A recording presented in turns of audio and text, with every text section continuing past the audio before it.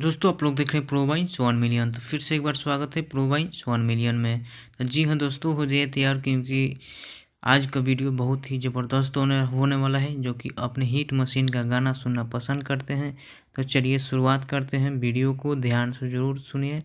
तो सबसे पहले आप सबको बता दें कि शीतलहरी या गाना का जो कि 3 नंबर पर ट्रेंडिंग में ट्रेंड कर रहे हैं म्यूजिक सेक्शन में, और इसका व्यू है 33 लाख। जी हाँ दोस्तों, और साथ में बता दें कि रशियन सॉन्ग जिसका तकरीबन 15 लाख व्यू हो चुका है, जिस गाने को ग्लोबल म्यूजिक जंक्शन पे इसको रिलीज़ किया गया है। और साथ में बता दें कि इसको बहुत सारे आप लोग प्यार दे रहे हैं, जो कि बहुत जल्द आप सबके बीच में एक और गाना आने वाला है डांस मूवी का, जो कि श्वेता महाराज जी के साथ में। अपना राय अपना कमेंट बॉक्स में दीजिए। जब तक के लिए जय हिंद, जय भोजपुरी।